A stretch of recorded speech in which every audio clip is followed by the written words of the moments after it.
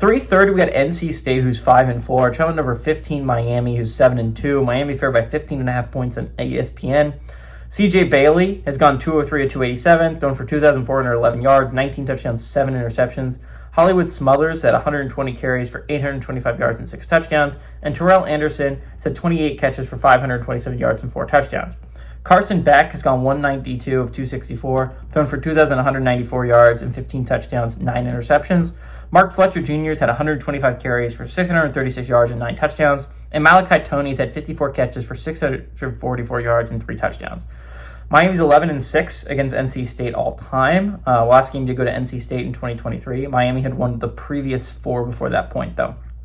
2007 was, in fact, the last time NC State was able to go on the road and beat Miami. Doran is 1-3 against the Hurricanes all time. Cristobal is 0-1 against the Wolfpack. Doran is 1-0 against Cristobal in his tenure as the head coach at NC State. NC State's a really interesting team. They're 5-4, which would indicate that this is not a good football team, right? But they have wins over Virginia and Georgia Tech, 2 of the 4 contenders in the ACC to go to the college football playoffs as an at-large, right? You're talking about, that's weird. That's a weird stat that NC State has that, but they've lost 4 games. They've lost to Virginia Tech. They've lost to Wake, I believe. It's just like, it's a weird year for NC State. And if you're a Wolfpack fan, you'd love for the weird year to continue with an upset over Miami. An upset over Miami would clinch a bowl game. It's not like super in doubt. They just got to win one of their last 3, and they still have a game against Wake, and I think a game against UNC left on the schedule. Not a game against Wake. They've a game against someone else. They still have a game against UNC, though. That should be a win for the Wolfpack. Regardless, they should be going bowling. Again, for Miami, it was a little bit of a win and a little bit of loss last weekend. Virginia and Louisville losing is big for you're trying to get to the college football playoffs, but to me that still hurts you in tiebreakers. You're going to need Virginia and Louisville to lose a third if you're going to try. You don't need Virginia to lose a third. You do need Louisville to lose a third. So you would love to see SMU beat Louisville next week. Again, Virginia is ahead of you right now, resume-wise. So you would love to see a Virginia loss. You would love to see anyone in front of you lose. The thing I have with Miami, I think they still have a really nice chain. They're not in a bad spot in the chain. You would love to see the Louisville chain break.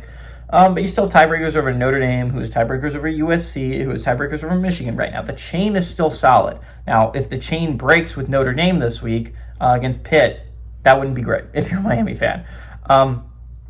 I think Miami still has a decent shot of an at-large. I don't think this is that bad of a team, but this has been falling apart recently. They played a decently close game against the Cuse last week. That's a really bad Syracuse team, and the final score didn't show it, but that was a really close game in the first half that should not have been that close. I think it was 0-0 after the first quarter.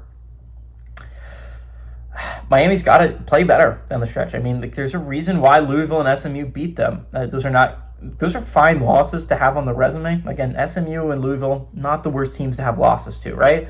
But the downside of that is you have 2 losses. It's going to be hard to try. They're still not even in my first 4 out right now. They've got to play their way up. They're going to have to win out, obviously. They're going to have to hope some teams in front of them lose. But I don't hate Miami's shot. Again, I think Texas and Oklahoma will lose this week. I don't know how solid Vandy is down the stretch. And I could easily see Virginia or someone else that's currently in my college football playoff falling apart down the stretch. I don't think it's impossible. But Miami is going to need an at-large bid. And the fact is, I don't know how many at-large bids are really going to be. If you assume that 4 are going to go to SEC, if you're going to assume at least 3 go to the Big Ten, and then the 3 conference winners, that leaves 2 at-large bids, right? And if you're talking about that, the Big 12 could easily end up getting 2. That means 1 spot for the ACC, which you would have 1 extra spot for the ACC. That's if the SEC doesn't get 5. So again, and if Notre Dame doesn't find a way to try and eke past despite not having a tiebreaker. I like Miami to win this one, though. I like NC State to keep it close, though. The Wolfpack has been a good team this year. I think the Hurricanes eke out a win, though.